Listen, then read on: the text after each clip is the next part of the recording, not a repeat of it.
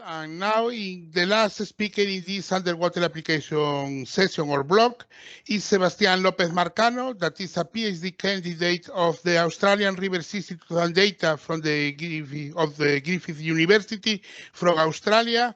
And he's going to present FishID, a smart monitoring tool for aquatic ecosystem monitoring. Okay, Sebastian, thank you for attending and go ahead. Thank you, Luis. I'm just checking that you can see my screen, hopefully. Yeah. Awesome. Yeah. So yeah, as Luis said, I am a PhD candidate and project manager at FishID. I know that most of the people here speak Spanish, but I'm glad that we're not doing it in Spanish, because if not, it will be a very embarrassing Spanish that I would speak. I've been living in Australia for the last 9 years.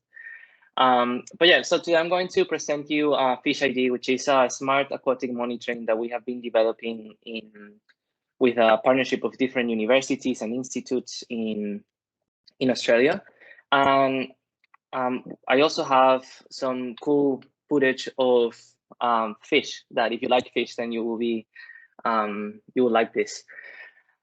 All right, so I'm part of the Global Wetlands Project, which we have 3 key objectives. One is to measure wetland health. What is a healthy wetland? How can we measure it efficiently? We're trying to also improve conservation action by mapping actions and then also communicating them. And then we're trying to engage with people as well about coastal wetlands and so on.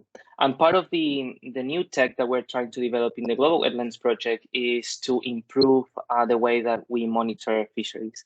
We based most of our work initially on the research that Jacopo, who just presented, did a few years back, all the tracking and counting and detection. So it's very good that he presented just now. So obviously, a lot of the fisheries monitoring is done with underwater cameras. It's not the only method, but a huge portion of it, it's done with that. And videos would look like this. Obviously, this is a very beautiful footage because the visibility is not that, it's great. It's not that bad to what you would usually see in shallow ecosystems.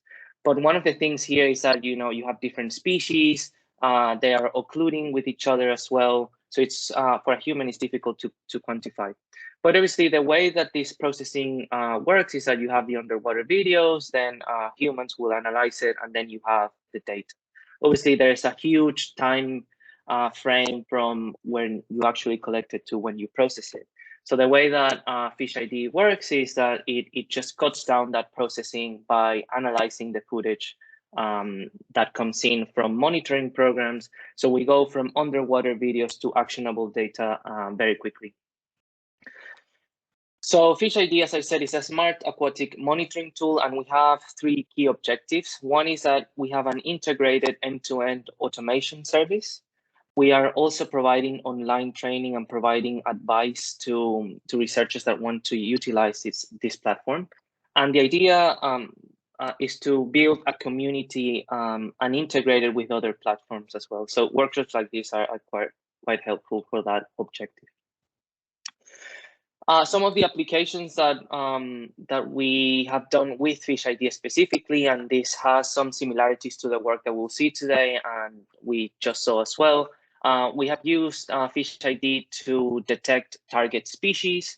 So this target species can either be a commercially important species or an endangered species, an invasive species as well. In Australia, we have a huge issue with tilapia. And while that video is not tilapia, we could use that technology for those purposes. We are also using FishID for fish communities and for behavior, as you will see on your left side at the bottom.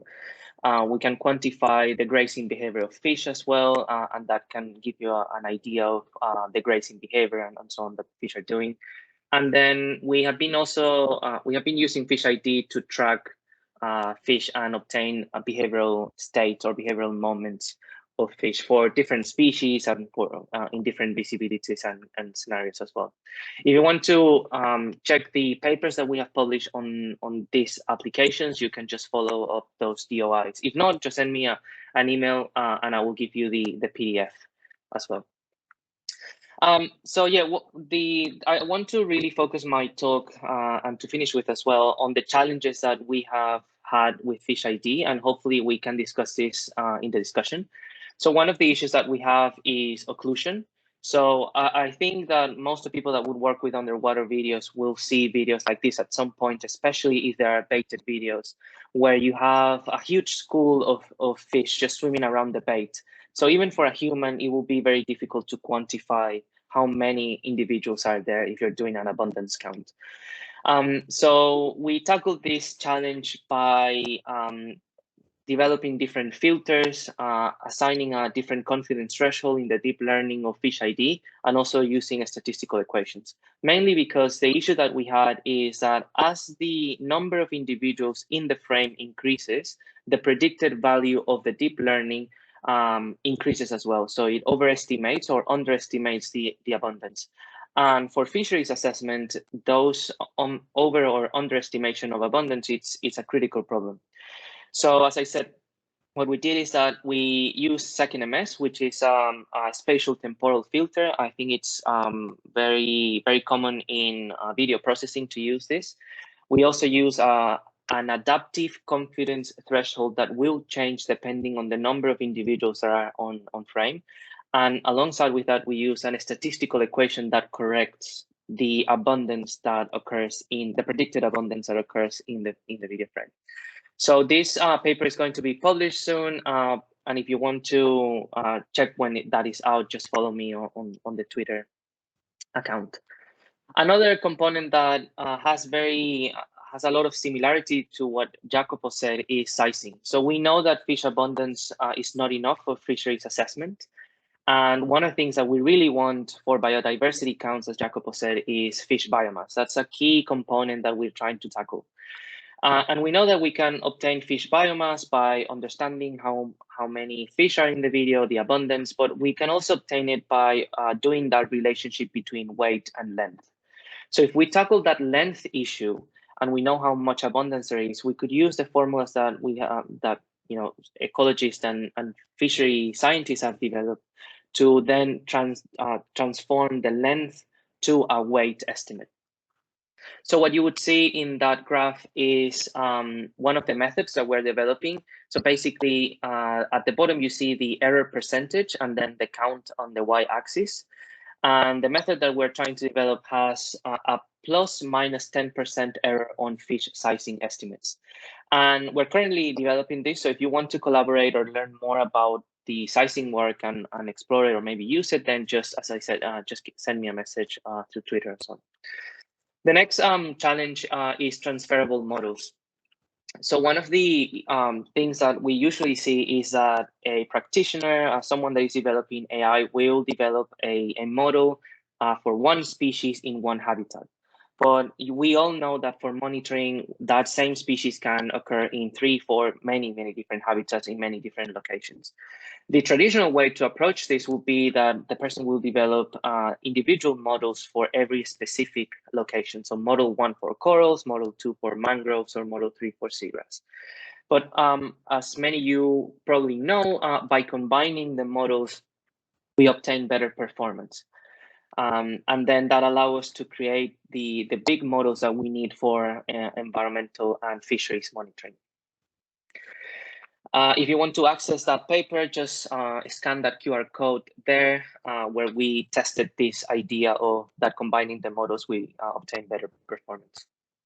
And then finally, one of the things I want to also talk about is this idea of scalable models. And it follows again with what Jacopo said of creating these deep learning models that can identify different species. And the fact is that real life monitoring with AI is a huge challenge and a huge gap that we have at the moment. I think the majority of the deep learning that has been developed usually focuses on really high accuracy of few individuals. So it could be 1, 2, 3, or maybe 20. But we need to develop AI that is actually robust enough to quantify the huge diversity that you would see in an ecosystem. And while we are not tackling directly this issue, we are fixing or trying to improve this puzzle by making our data sets freely available. So if you want to create these huge data sets, then you can just access them, and they are just GitHub pages. So yeah, 2 data sets there that we have made available that includes annotations and so on that you could use for deep learning. One of the things that I also want to mention for those interested, I think some of the presenters here today were part of this AI for a Digital Blue Planet workshop that was done by the Food and Agriculture Organization of United Nations in June. And one of the cool things that they did is that it was a 3-day workshop, and they released all their talks in a YouTube page that you could just follow by going through to that link.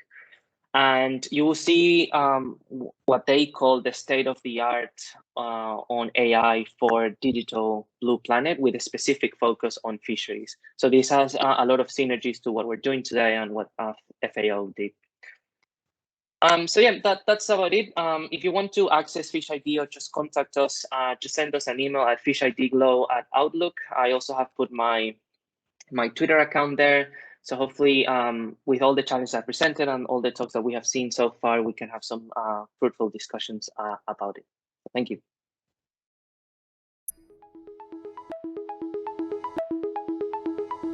SICAPTOR, monitorización electrónica para una mejor gestión.